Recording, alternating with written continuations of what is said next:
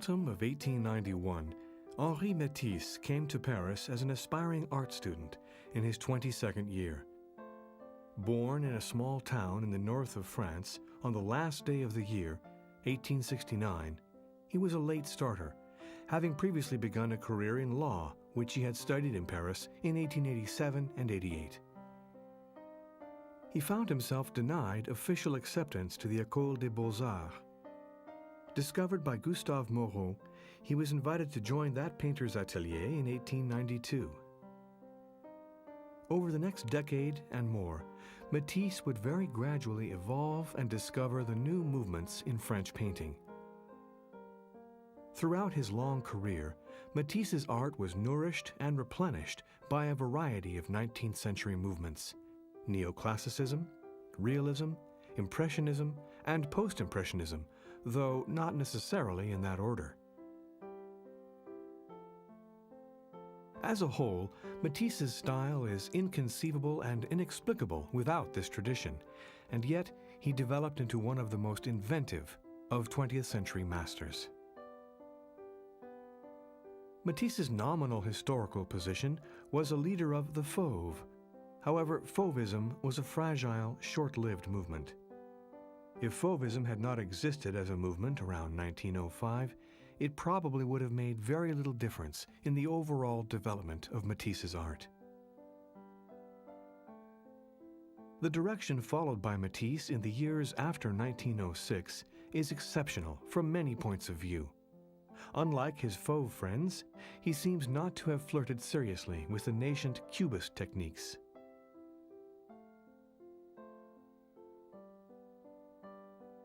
He appears to have been determined to solve the problem of modeling a figure simultaneously with the creation of a sturdy, decorative rhythm of line and a powerful contrast of large, flat areas of color and value.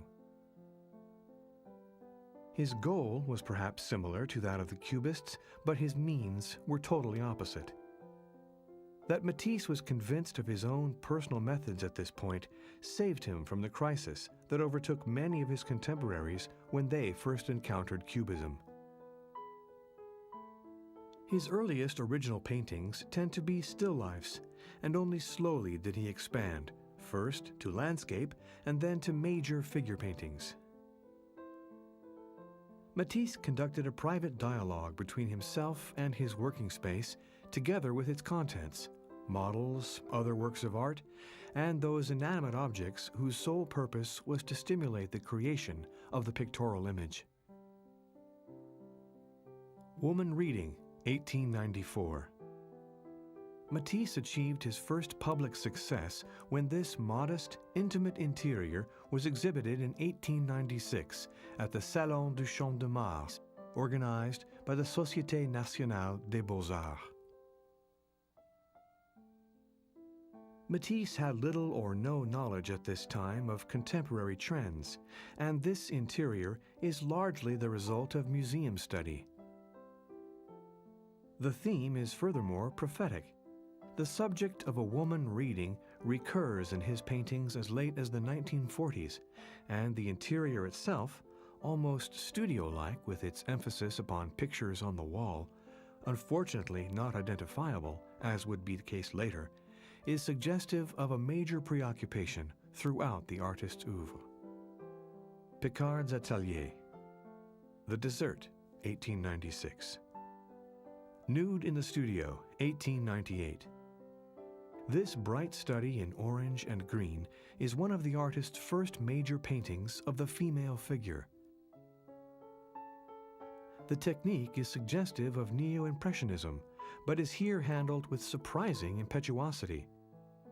In fact, this picture, which marks Matisse's first liberation from the somber lights of his early manner, certainly owes its technique and luminosity to the landscape studies done in Brittany during his third successive summer trip in 1897. Landscape, The Pink Wall, 1898. Still Life, Orange, 1899. The Invalid, 1899. Painted at the end of Matisse's year-long stay in the South, first in Corsica and then later on in Toulouse, The Invalid is one of his most ambitious and successful interiors of this period. In spite of its small format and sketch-like appearance, its command of a wide range of bright colors, while still somewhat lugubrious, places the picture in the artist's proto-fauve stage. The spatial illusion is thoroughly under control, even though there are patches of bright, advancing colors in the background. A cut-off chair on the left serves as a familiar repoussoir, a compositional device used to expand the illusion of spatial depth. A round table covered with a white cloth dominates the center of the space of the design, becoming through its scale and brightness the focal point of the picture. Self-portrait, 1900. Standing nude, 1900. Interior with harmonium, 1900. Male model, 1900. This monumental picture is one of the finest of the early works and is intimately related to his early explorations in sculpture, the bronze slave being a companion work in that genre. The painted version of the serf seems literally sculpted on the canvas, and the same is almost true of the heavy swatches of blue, green, and other colors that form a far from neutral background. The planes of the body are brutal in their generality, as is the abruptness of their intersections in space. Notre Dame, 1900. Matisse does not seem to have painted the scene from his studio, Quai Saint-Michel, overlooking the Cité, the Parvis of Notre Dame, the quay, bridges, and surrounding buildings. As in most of these views, the bulk of the cathedral does not loom especially large, and the emphasis is on providing a suggestion of the space formed by the historic monument and its surroundings. In different modern edifices, the connecting surfaces of the bridges and the quays, the confined channel of the Seine, and sometimes a passing barge. While the colors are often startling in Matisse's Notre Dame series, the oblique compositional angle, traditional space-forming devices, and atmospheric effect evoke early rather than late Impressionism, in spite of the intense, novel hues. Notre Dame in the late afternoon, 1902. Clearly, this is a more adroit composition than the previous picture, with a control of color areas that tells us something of Matisse's power of self-discipline. We are now explicitly told that the picture was painted from an open window, for the shutter and jamb form strong verticals on the right margin. The rather superficial impressionistic agitation of the earlier version is now gone. The barge on the river is absent, and the placement of the figures along the nearer quay more purposeful. The now empty surface of the river is painted with the same imperturbable solidity as the surrounding quays. The Path in the Bois de Boulogne, 1902. This composition is closely related to one of the older artist's favorite motifs, the bend in a road leading to a village. The purple path and the stream at the right are major features that hold everything together. They are overshadowed by the frequently shapeless mass of foliage. The Attic Studio, Studio Under the Eaves, 1903. This unusual, somewhat crudely executed interior was painted in the artist's makeshift studio atop his father's house. In its somber tones, accentuated rather than relieved by the small, luminous landscape glimpsed through the distant window, it, like other pictures of this epoch, looks back beyond the intense, saturated colors of his work in the late 90s. The theme of the open window, heretofore an accessory in his interiors, if it appeared at all, is centralized and exploited for the first time in his work.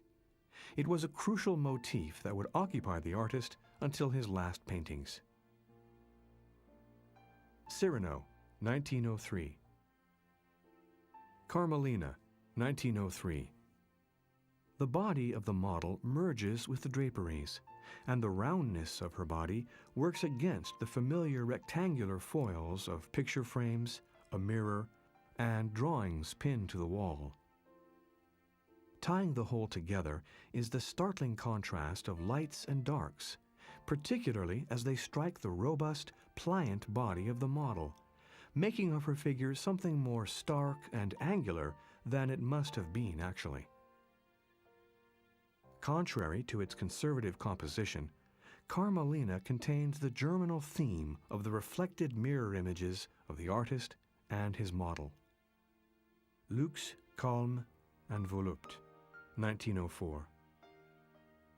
The neo-impressionist style is contrived and stiff, and immediately proved uncongenital to Matisse's temperament, even though the palette featured here would continue in his Fauve works. In the foreground, we discover a beach which recedes to the left, leaving an open bay at the right. That margin of the picture is secured by the trunk of a tree, which, through certain spatially ambiguous, almost Cézannesque devices, is linked in surface design with the mast and boom of the beached boat in the middle distance. On this sandy shore, a group of women are caught in a variety of indolent, relaxed attitudes. At lower left, a cloth is spread with the remains of a picnic. Study for Nude in the Atelier, 1905. Lady with a Hat, 1905. Lady with an Umbrella, 1905. The Green Stripe, Madame Matisse, 1905. The green stripe down the nose is theoretically supported by the blue-green of the collar.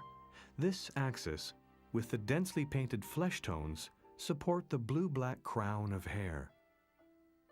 These features are kept securely fixed in space through the intense, luminous orange, violet, and green surroundings.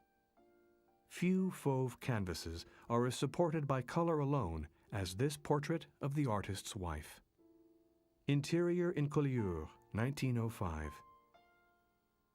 Collioure's Landscape, 1905. Open Window, Collioure. This is the grand classic statement of the open window as a crucial formal and conceptual theme in Matisse's art. With its flanking, framing areas of intense blue-green and electrifying pink, the artist had a format in which he could work out the problem of broad, maximized areas of color. The theme of the landscape seen through the open window, a picture within a picture, carries on in the artist's work. The reflective and translucent panes of glass, vibrantly colored, supplant the more prosaic pictures and frames on the walls of the earlier interiors. The Pastorale, 1905. Study for Life of Joy, 1905. Life of Joy, 1905. Self-Portrait, 1906. Marguerite Reading, 1906.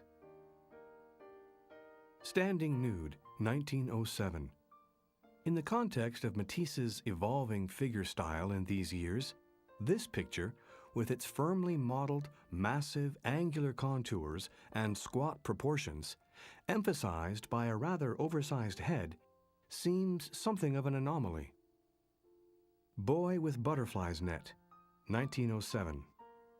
Le Luxe 1, 1907. This picture, a full-size study for the final version, is undoubtedly more interesting to the critic preoccupied with the evolution of Matisse's art. Le Luxe 1 contains many powerful features that had to be sacrificed in order to reach the expressive heights of the final version. Even the barest survival here and there of a brushstroke suggestive of Impressionism indicates the reluctance with which Matisse was shedding many of the received and learned techniques of his youth. The penumbras surrounding the figures are virtually gone in the sketch, save for the back of the flower girl, and do not appear at all in the final version. And his most brilliant color concept, the pale copper oxide blue-green of the kneeling figure, had to be ruthlessly omitted from the final version for it to attain its unique serenity. Henri Matisse gives us a modern Aphrodite risen from the sea, erotic yet narcissistic, destined only for the eyes. Landscape with Brook, Brook with Aloes, 1907. The surface pattern is here the chief structural device, and color is the vehicle whereby it is accomplished. The brook flows across the front of the scene, but does not lead us back into an illusionistic pace. The hillside of greens, blues, and ochres offers a soft harmony of hues that is barely disturbed by a few impetuously fauve touches of red. Furthermore, the high horizon reinforces the picture's lack of depth, leading the eye upward rather than inward. Harmony in Red, 1908. The magnetic red of the wall and tablecloth, with the interweaving blue pattern, is one of Matisse's most unusual color creations, and its history is fascinating and complex. The canvas began its life as Harmony in Green, and was then transformed into Harmony in Blue. It was publicly exhibited and sold to Schuschkin. Then, in 1909, Henri Matisse persuaded Schuschkin to return this picture to him, and at that time, the definitive Harmony in Red emerged.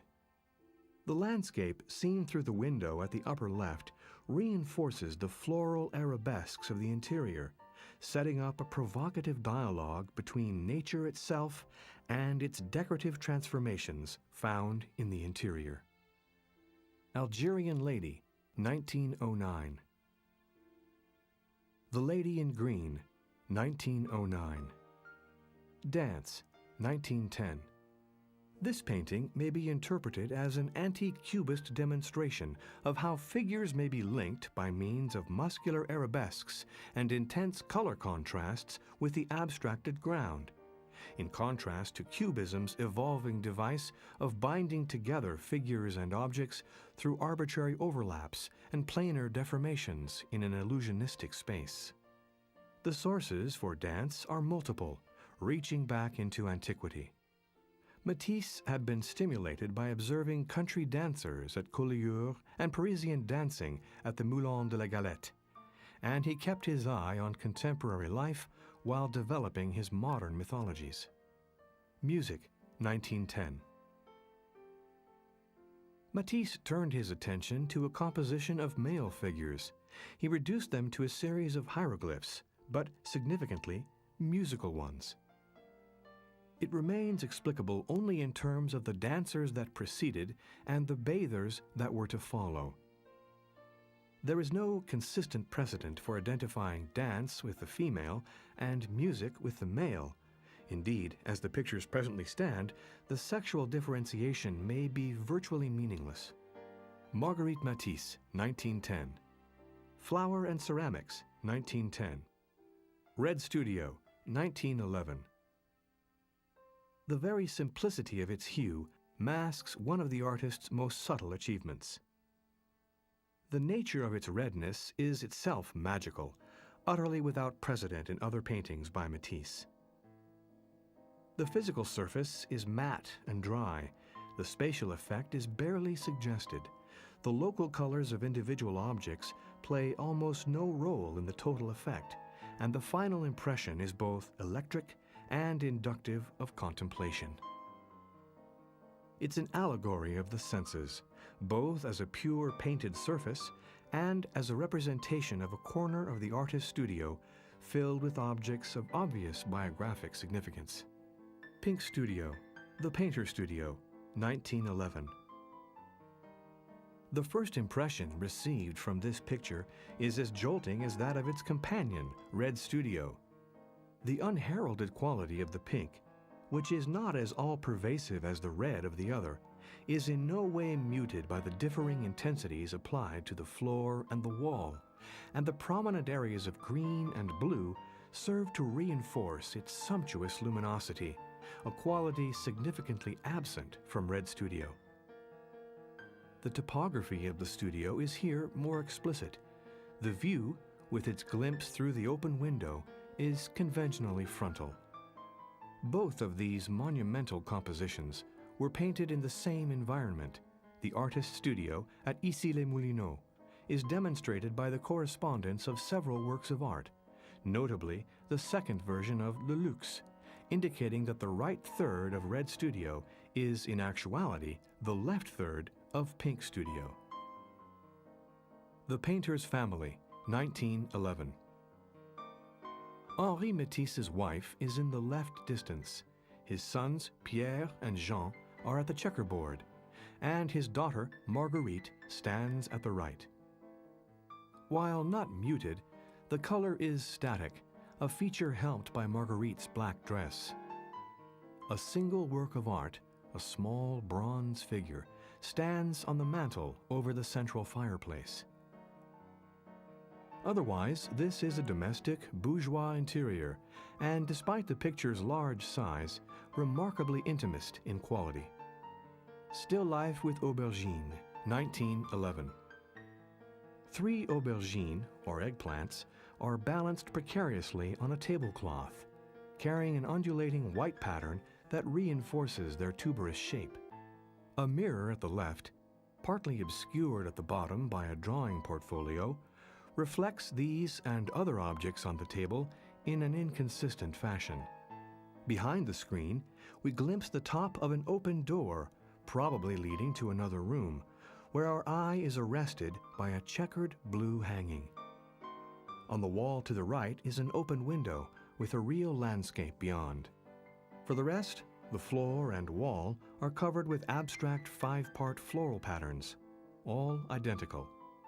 The total effect of the picture is one of an imaginary landscape constructed of a studio interior, since the space is as rich in floral abundances as it is in conventional studio props. Moroccan Landscape, 1912. Moroccan Garden, Pervenche, 1912.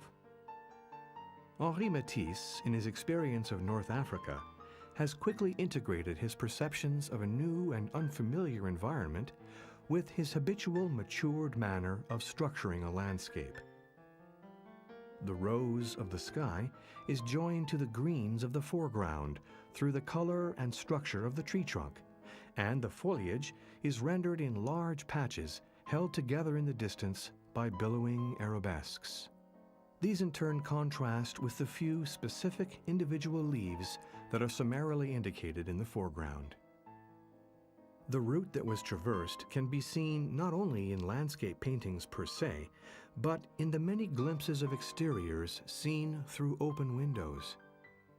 Zora, the Yellow Dress, 1912. Zora on the Terrace, 1912. With this crouching study of the Tangier model, Zora, Matisse creates the centerpiece of a new tripartite composition. The artist places his model outside, on a rooftop under blazing sunlight, with a minimum of accessories.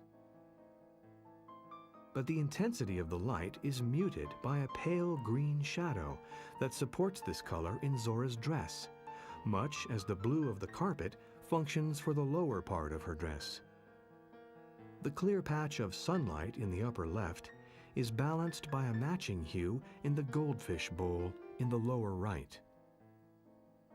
As for the goldfish bowl, an element curiously out of context here, it is simply a reference to a motif that the artist was currently exploring in many different versions in his studio. In effect, given its placement, we might think of the goldfish as Matisse's monogrammed signature to this picture. Entrance to the Casbah, 1912. This painting is the right wing of the triptych that the artist produced during his second trip to Tangier.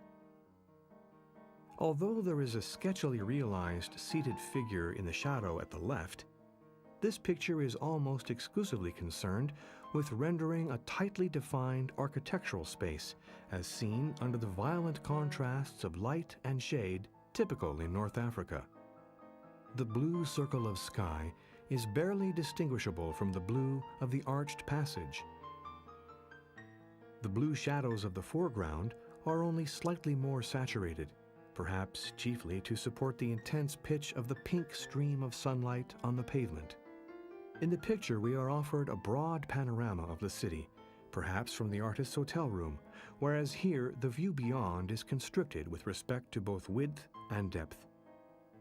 Madame Matisse, 1913.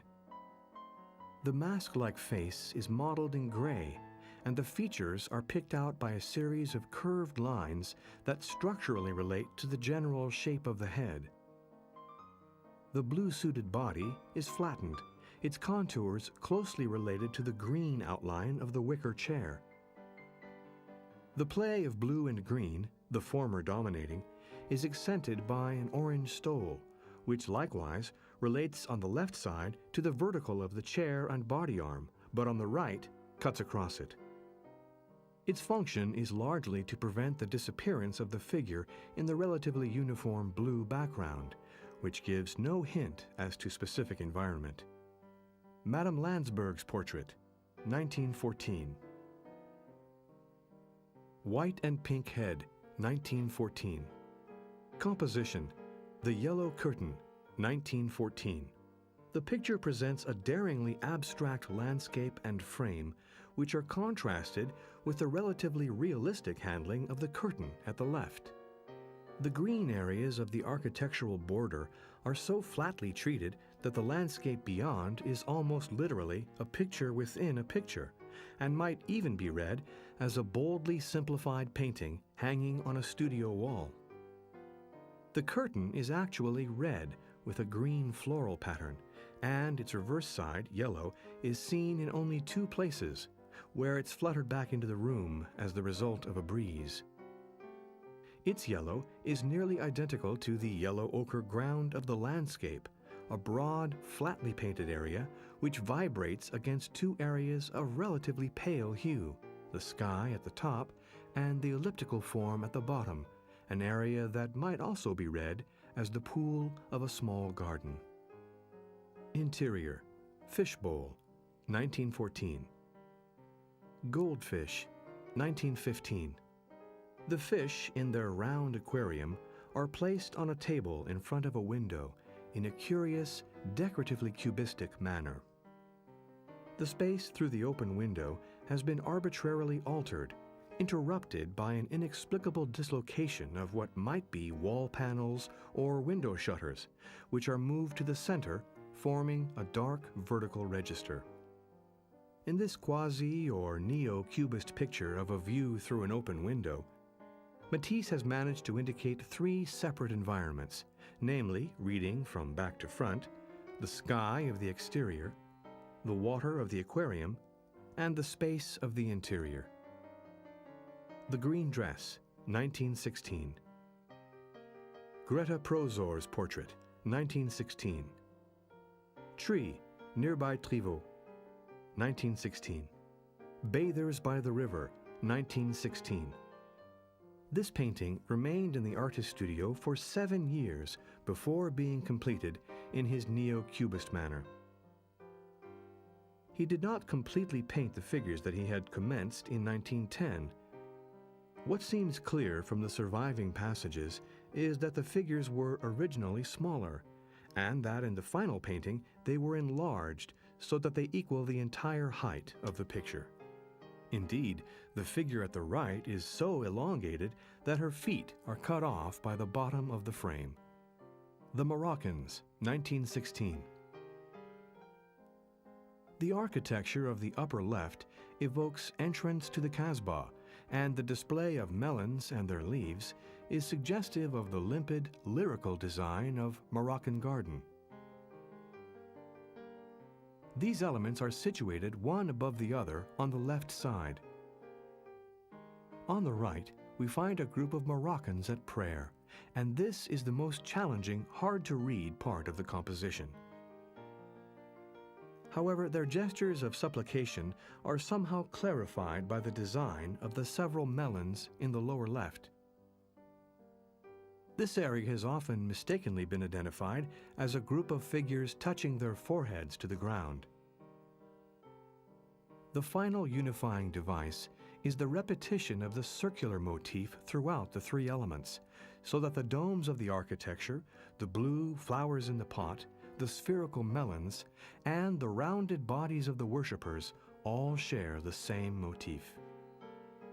The Studio, near Saint-Michel, 1916. The Piano Lesson, 1916. With its large areas of smoothly brushed gray, green, and pink, and its severely simple design, this painting would seem to be the most abstract of Matisse's monumental canvases. In subject as well as in execution, the Piano Lesson is related to the four symphonic interiors, the theme of the studio and the painter's living room now being integrated. But the balance of mixing is variable. Here the emphasis is on art. Note the inclusion of the bronze figure at the lower left, and an objective and spatial geometry. The diagonal ray of sunlight, unrealistically rendered in green and suggestive of his effects in Sunlight in the Forest, echoes the pyramidal shape of the metronome in the right foreground. Road in Clamart, 1917. Sunlight in the Forest, 1917. This perplexing picture has previously been known as Path in the Forest or Road in the Forest, and conjecturally dated even as early as 1912. No detailed explanation of the parts of this picture can be completely satisfactory. It's not clear which parts of the picture are to be read in as sunlight and which are to be taken as in shadow. The path itself is the long, central, pale-hued element, but whether the massive dark diagonal that brutally intersects it should be seen paradoxically as the ray of sunlight filtering through the trees, or whether it is an incidental path of intense shadow. It is the most abstract of Matisse's landscapes, in part a neo-cubist study. The Painter and His Model, 1917. This work was painted in Matisse's old studio on the Quai Saint-Michel. The picture offers diagonal views through the window at the right, showing fragments of the Pont Saint-Michel and the buildings beyond. The starkness of the figure and the setting are in contrast to the luxuriance that is spelled out later in decorative figure, thus providing an incidental, anecdotal contact between this severe composition and the decorative profuseness of Matisse's subsequent work in the 20s. The pose of the artist is exceptionally rigid, in contrast to the more comfortable position of the model. His body and palette are painted in a pale brown orange. The heart-shaped iron grille of the window corresponds to the curves of the Moorish frame and relieves the picture's starkness. Coming in the wake of the 1917 The Painter and His Model, this gentle study would seem to indicate a slackening of intensity, a détente in which the artist gives himself over the hedonistic self-indulgence. Nothing could be further from the truth. The politics of the avant-garde, especially of the Dadaists, Surrealists, and Abstractionists of the 1920s, and later, dictated that Matisse would be one of these painters castigated for having capitulated to a public willing to accept tame, modernistic paintings, and for working this market rather than plunging ahead into more obvious frontiers of visual and metaphysical speculation. But this essentially political criticism takes no account of Matisse's own private growth over the previous 2 decades. Hence, this negative view is fundamentally irrelevant to Matisse's work and the necessity for a modification of his style at this crucial juncture. In terms of inner coherence of his evolving career, Matisse pushed relentlessly onward all through the 20s. The Artist and His Model, 1919. The design of this picture is complex, yet sturdily ordered, and the nuances of color and tone demanded a supple, almost creamy texture to the paint, in opposition to the flat, sometimes indifferently brushed-in areas in some immediately preceding masterpieces. The seductive outlining of the model should be compared with that of Carmelina, and indicates a new and more intimate feeling for the natural, spontaneous poses of the female form. Algerian Woman, 1919. Odalisque with the Red Trousers, 1921. Young Ladies and Mauresque Interior, 1921. Lady and the Red Fish, 1921. Interior at Nice, 1921. To judge from the color and the grid of the carpet, this picture was painted in the same hotel in Nice as was The Artist and His Model. The format and vantage point have been changed, but the soft interior tone and light seem virtually the same. The abrupt, disconcerting changes that we can see between Red Studio and Pink Studio a decade previously, both having been painted in the same interior, are here absent, and the temptation is to think that Matisse has allowed his imagination to slacken somewhat. In fact, he has simply become more subtle in the varying ways in which he converts a familiar space into a unique pictorial event. The window, now open, returns us to the dichotomy between inner and outer space. The model, now clothed, is outside on the terrace, beyond the immediate world of the artist, and hence the picture lacks the close-in, intimate quality of the artist and his model. Furthermore, from the variations in furnishings and of the paintings on the wall adjacent to the window, we perceive a passage of time, a phenomenon significantly lacking in the earlier related studio pictures. Nice Interior, The Nap, 1922. Odalisque with Arms Up, 1923. Madame Gourgaud's Portrait, 1924. Still Life with Apples on Pink Cloth, 1925. This radiantly beautiful study of yellow apples set against a pink cloth which reverberates with the blue of the background hanging is an exceptionally fine instance of the artist mid-career, halfway between his beginnings and his culmination. Like many of the odalisques of this decade, this is a pivotal work both in style and subject. Like the figure and interior studies, this painting shows the artist seeking an intimacy of scale and a compensatory reduction in overpowering architectonic design. Interior with Phonograph, Interior with Mirror, 1924. Sometimes titled Still Life with Raised Curtain, certainly a more complete and focused description of the subject, this muted, sunlit interior provides a striking contrast to the monumental studio paintings of 1911. The studio is empty of people, the model dismissed. Only the artist is present, in a slight mirror image in the distance, visible just at the point where the curtain, employed to different effect in Moorish screen, has been gathered up. There, the fully spread curtain served as a foil for the two conversing models. Here, it is employed with an intent of providing a picture within a picture. The light sources are complex.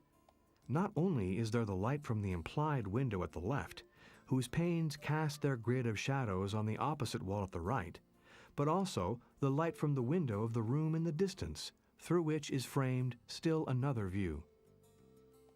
The still life in the foreground, consisting of a pineapple, some oranges and lemons, a flowered china bottle, and a vase of flowers, is set off by a red and white striped cloth.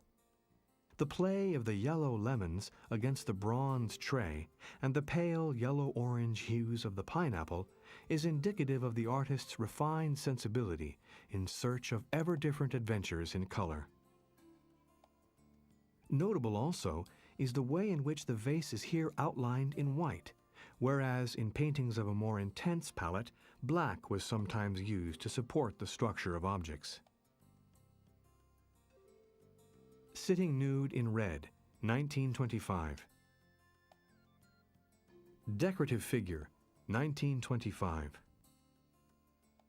This is traditionally considered the culmination of Matisse's preoccupation with the female nude in an Oriental setting. The background is a remarkable series of variations on a decorative theme, with a nominally repetitive motif that, as painted, never repeats itself exactly in the same way. Although the figure sits in stark contrast to the ever-varying curves of this backdrop, which contains, nearly lost within its density, the Moorish mirror seen earlier in the painter and his model, the drapery twined from behind her back across her thigh serves as crucial link. The model sits within a grayish zone on the floor, which serves to separate the patterns of the carpet from those of the wall hanging. In addition, there are a potted plant, a bowl of fruit, and in the lower right, the suggestion of the corner of a veined marble-topped table. Yet, in spite of this profusion of objects and motifs, the composition never seems cluttered. Everything falls into place, even the abrupt, unnaturally straight line of the model's back. Yellow Odalisque, 1926. The sumptuously modeled, opulently colored reclining nudes, together with the odalisques in Moorish costume, represent as a group the artist's most revealing theme in the 1920s. For the most part, it is clear that these women are occupants of the artist's own studio space, and in effect, their presence serves to eroticize the objects from his own collections, screens, hangings, and so forth. The Red Odalisque, 1928.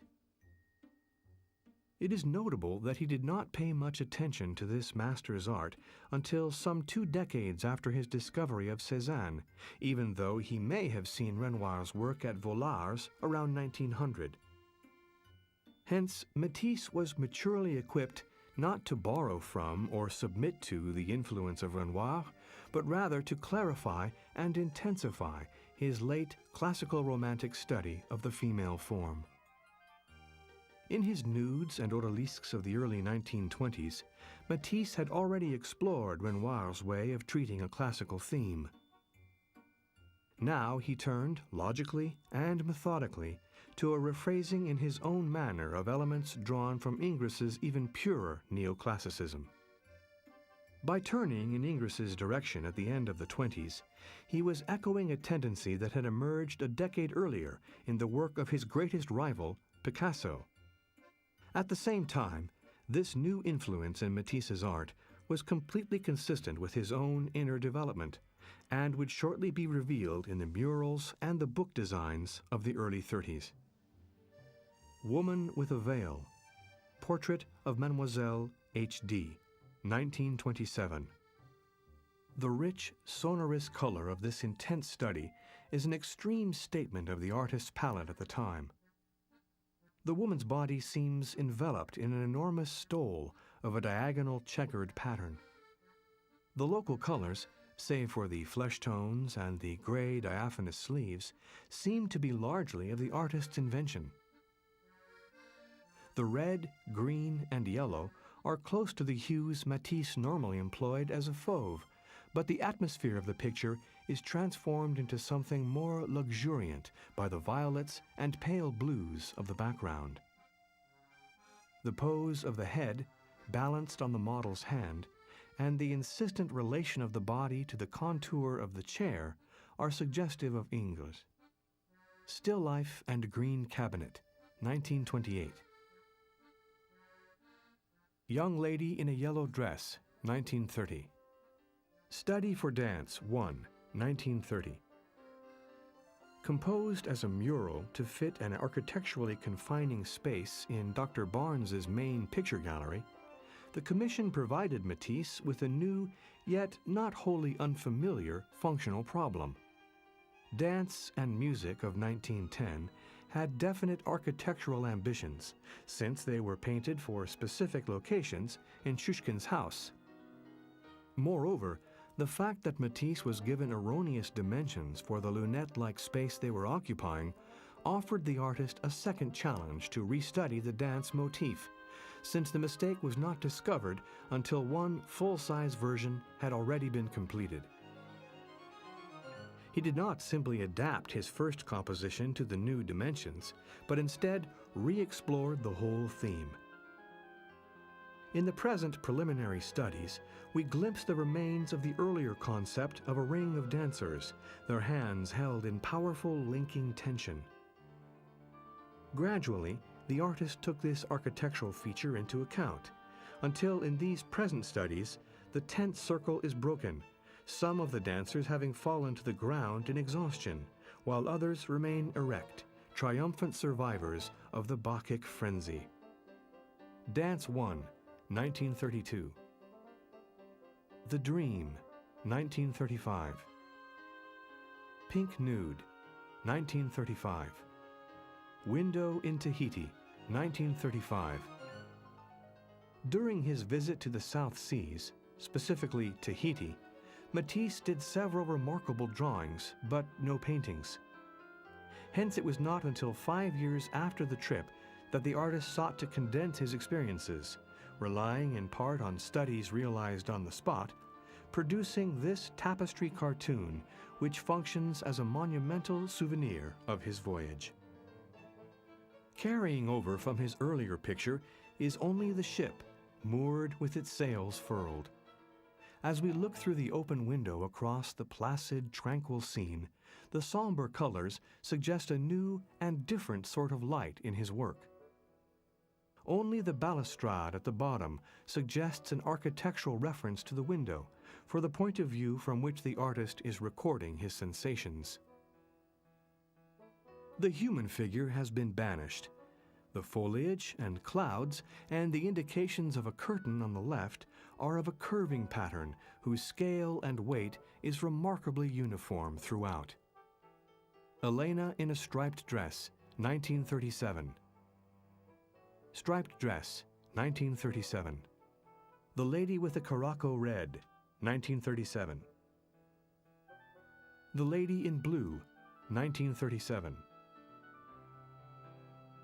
Two Dancers, 1938. The Reader, 1939. Music, 1939. Two familiar motifs inherent in the art of Matisse are now distilled with marvelous restraint in another late masterpiece. That of the calming influence of music is here placed in the context of its repeated motif of the 1920s, a pair of female figures in either complementary or parallel attitudes. The female twosome was, in fact, the motif for some of his most splendid drawings of the Nice period. Later, this theme will be transformed once again in the 1947 series of Women Reading, but in the present picture, the two women receive their most monumental, hierarchic treatment. Romanian Blouse, 1940. Still Life with Oysters, 1940. Pineapples and Anemones, 1940. The Dream, 1940. Interior with an Etruscan Vase, 1940. Still Life with Green Marble, 1941. Two Young Ladies, The Yellow Dress, 1941. Still Life with Magnolia, 1941. Narcissus and Fruits, 1941. Sitting Dancer, Rocks, 1942. The Black Door, 1942. The Idol, 1942. The Clown, 1943. The Circus, 1943. Monsieur Loyal, 1943. The Nightmare of the White Elephant, 1943. Icarus, 1943. The Burial of Pierrot, 1943. The Sword Swallower, 1943. The Knife Juggler, 1943. The Destiny, 1943. The Slide, 1943. Michaelia, 1943. The Luth, 1943. The Horse, the Rider, and the Clown, 1944. The Heart, 1944. The Wolf, 1944. Forms, 1944.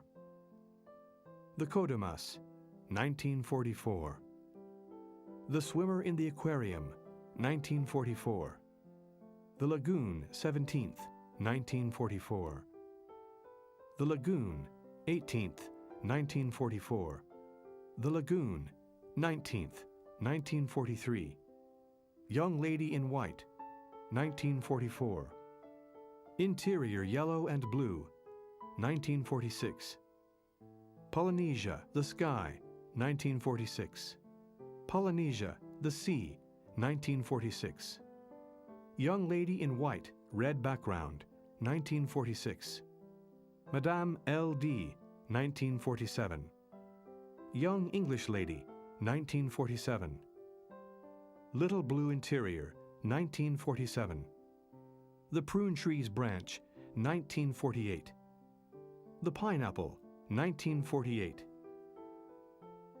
Interior with Egyptian Curtain, 1948. Big Red Interior, 1948. Dominican Chapel of the Rosary, Vence, 1948.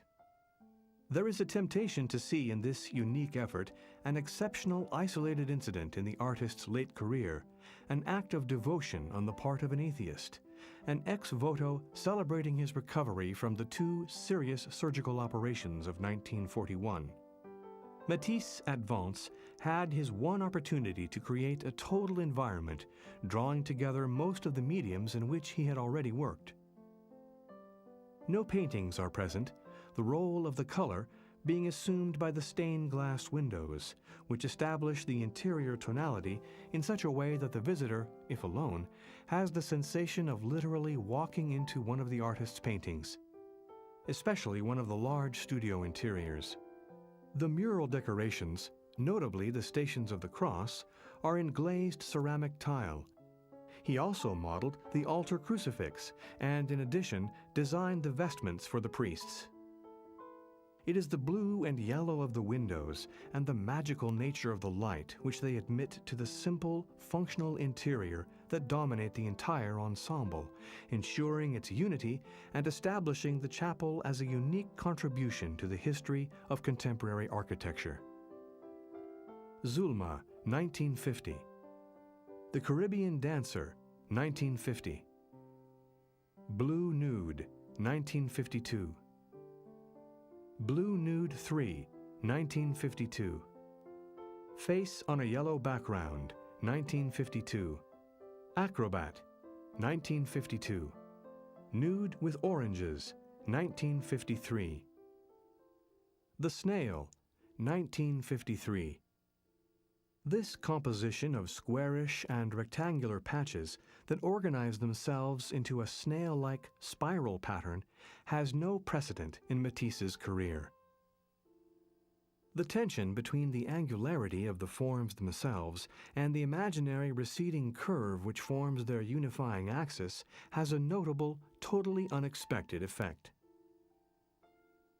Since this square painting, conspicuously featuring squarish forms, is titled The Snail, it is fair to assume that the imaginary circular motif was of considerable importance in the virtually archetypal geometric forms here displayed. The Sorrows of the King, 1952. This picture is in effect the last great, essentially pictorial effort of the artist, a thorough, valedictory summation and interweaving of many themes developed and repeated over the years. It is also a leave-taking, in which the artist, here seen as the king, shrouded in black, himself holding the guitar rather than the brushes, bids farewell to his studio, to his female models, and to the themes of music and dance. With a vivid and masterful blending and contrasting of blues, greens, magentas, and yellows, Matisse brings together many compelling, even competing elements in his art. The universality of this picture's eloquence is virtually unparalleled, even in the greatest moments of his career of more than 60 years. In The Sorrows and the King, we have a symbolic collage, with the artist as self-recognized painter laureate. Color and design were Matisse's primary materials, and here they reach their ultimate apotheosis. It is a self-portrait of himself and of his art. Henri Matisse died November the 3rd, 1954.